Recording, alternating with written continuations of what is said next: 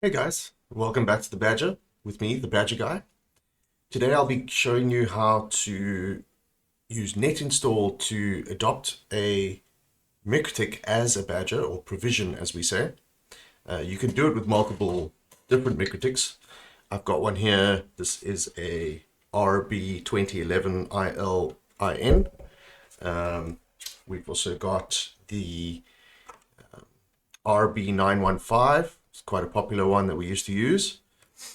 The 915 UI2HND.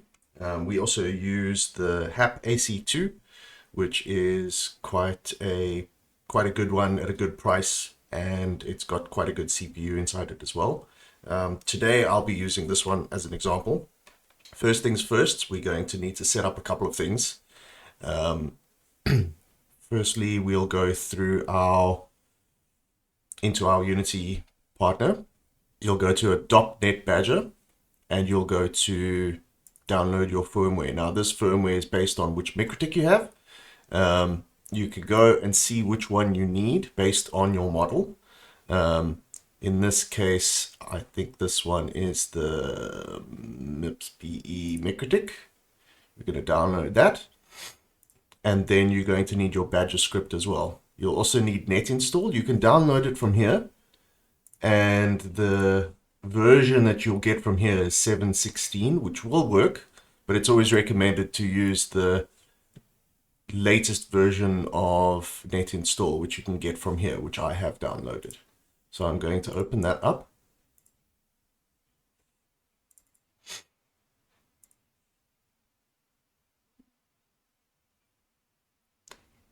And next we will make sure to plug in the Badjr into port 1.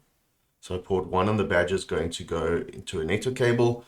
You're going to use a network cable to plug into port 1, and then plug that cable into your computer itself, direct to the machine. You can do it through a network, but I find it's more stable if you plug it directly into your machine. Then I'll just do that quickly, and then I'll come back to you. Okay, now that we've got the Badjr plugged into our machine itself, what we'll want to make sure of is that we have a IP address assigned to this machine.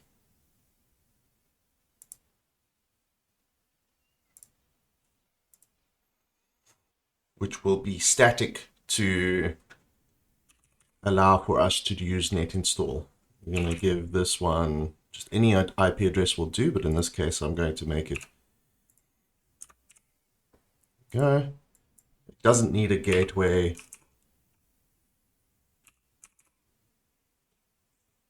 And we can just leave it like that. Now, inside Netinstall, that we have it open, now that we have it open net booting, select boot server enabled, and then you choose an IP address that's different to the one that you gave your machine, the static IP address that you gave your machine. Make this IP address completely different. It can be anything, but as long as it's on the same range that you selected. Now, what we're going to want to do is we take our Mikrotik as it is, and we're going to use this little reset button over here.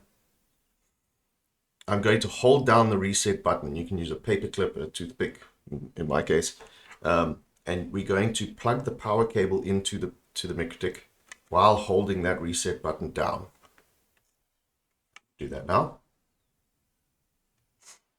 Now you'll usually have to wait for it to, we see, okay, my computer wants to allow it through the firewall. Another thing I should note is that you need to keep your firewall disabled.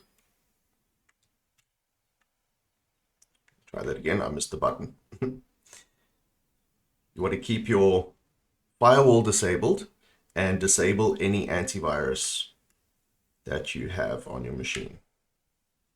Okay. So I'm holding that reset button down. I've just plugged in the power cable. And I usually hold it as long as I need to until I see it pop up inside Netinstall. Usually about 20 seconds or so. as long as I need to. That first beep, you wait past that first beep, keep holding that reset button, and there we go. Now I can let go of that reset button. Now that we have our Mikrotik popping up inside Netinstall, we can select it. We need to browse to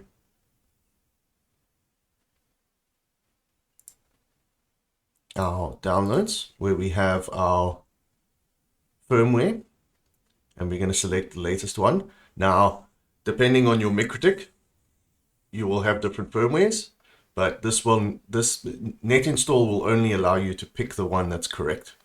So I'm going to click on the latest version here, 16.2, which is the firmware that I got from Unity. And I'm going to configure a script, and this is where I will choose the Badjr script.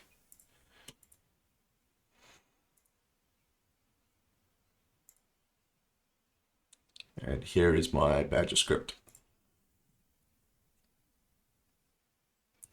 Once you have your script selected and you've got your firmware selected, you click install, and it will install the firmware along with the script, which turns it into a Badjr.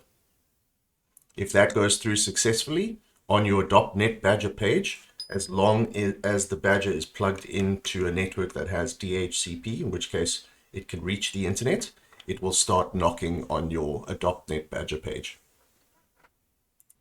Let me plug the Badjr into the network, get back onto the internet, and we'll see how that's adopting. Okay, and we're back.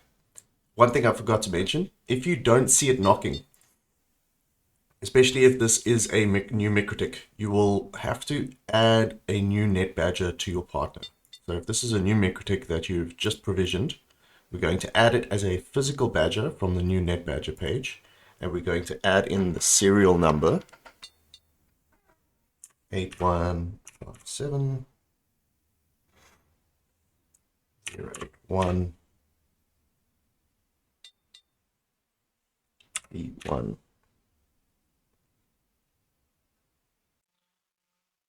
Okay, and as you see here, once we've done that correctly, you will see that Badjr knocking, and it's ready to adopt to a client or site.